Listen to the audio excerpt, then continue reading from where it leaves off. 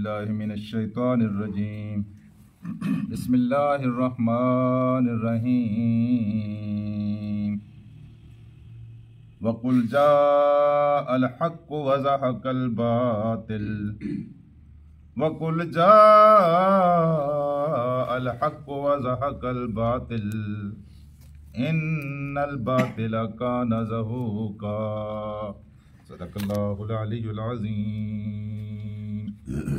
रुख़ाए गिरामी, ये हकीकत है कि ये कायनात अल्लाह तबारक व तआला की है और इस कायनात का मालिक अल्लाह तबारक व तआला है।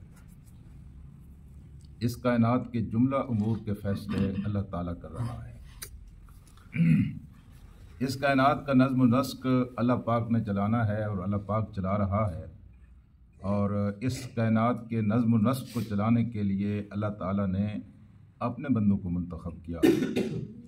लेकिन हम दुनिया में देखते हैं कि खुदा से फिरे हुए लोग और खुदा के बागी लोग, नाफरमान लोग, सरकश लोग ज़मीन के ऊपर हुक्मरान हैं, अपनी मर्जियाँ चला रहे हैं, अपना निज़ाम नाफिज कर रहे हैं।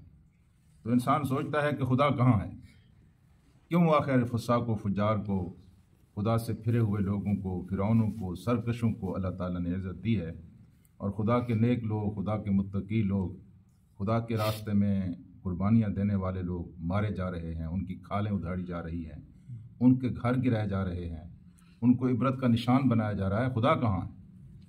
आखिर नज़्म नस्ख खुदा अपने नेक बंदों के हाथ में क्यों नहीं देता?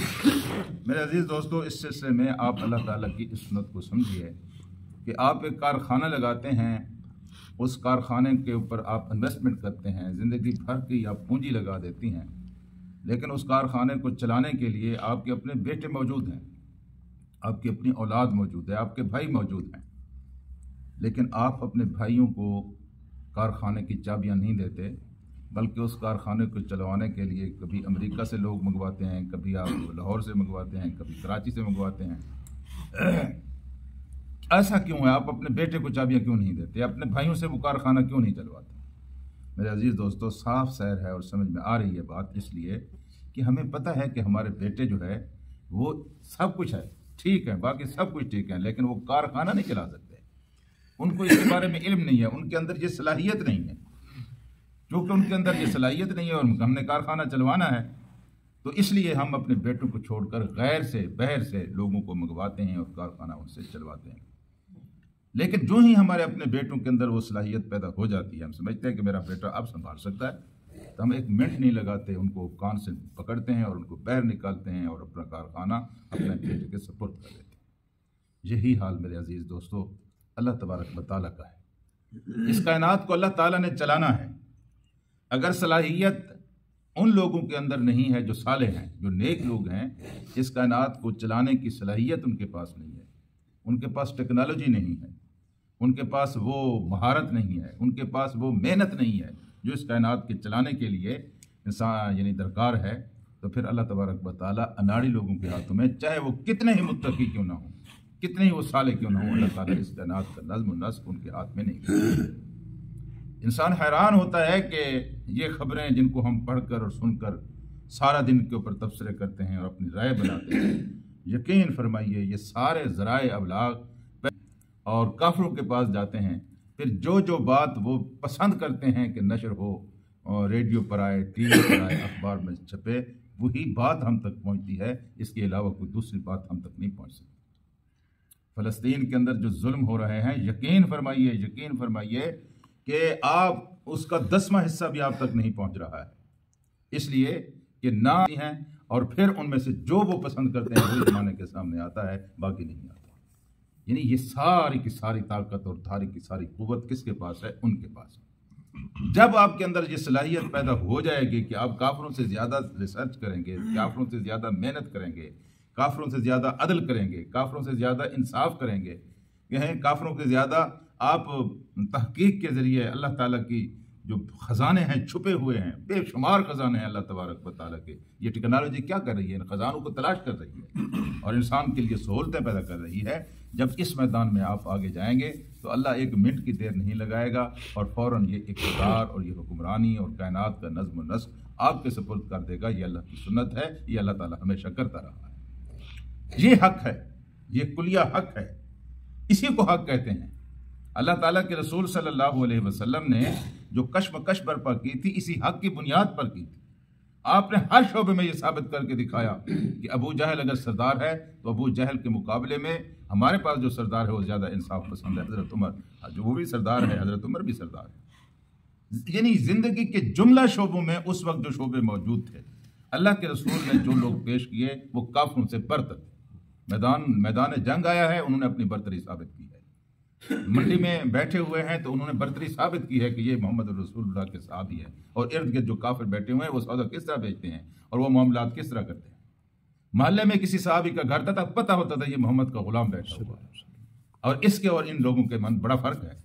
तो मेरे अजीज दोस्तों, अल्लाह के रसूल सल्लल्लाहु अलैहि वसल्लम ने वो जमात तैयार की जो हर लिहाज से जिन्होंने साबित कर दिया था कि फिल वाक़ई हम इस काबिल हैं, इस कायनात का निज़ाम हमारे पास आना चाहिए, हमारा पास होना चाहिए। और फिर अल्लाह पाक ने देखे 10 साल के अरसे में सदियों के जमूद को तोड़ दिया और अल्लाह ताला ने हक के निज़ाम को गालिब कर दिया और मोहम्मद रसूलुल्लाह सल्लल्लाहु अलैहि वसल्लम और आपके साथियों को वो इज़्ज़त अता फरमा दी, हैं जी, जो कायनात में ऐसी लाजवाल इज़्ज़त है जिसकी मिसाल नहीं। देखिए, ये 10 साल का अरसा ही गुजरा है। मक्के से आप निकले हैं और तकरीबन 10 साल के बाद आप इतने थोड़े से अरसे के बाद अब वापस पलटे हैं तो आपके पास लश्कर है और 10,000 का लश्कर है। और इस लश्कर के साथ जब अब मक्का में दाखिल हुए हैं तो उस वक्त कैफियत ये थी कि मक्का के इर्द गिर्द 360 बुत रखे हुए थे। 360 बुत रखे हुए थे। 360 क्यों रखे हुए थे? क्योंकि सालों के दिन जो हैं वो 360 होते हैं, तो इस हिसाब से उन्होंने एक एक दिन का एक एक बुत रखा हुआ था। और जब अल्लाह के रसूल सल्लल्लाहु अलैहि वसल्लम फातेह बनकर मक्का में दाखिल हुए तो आपके हाथ में एक छड़ी थी, आपके हाथ में एक लाठी थी।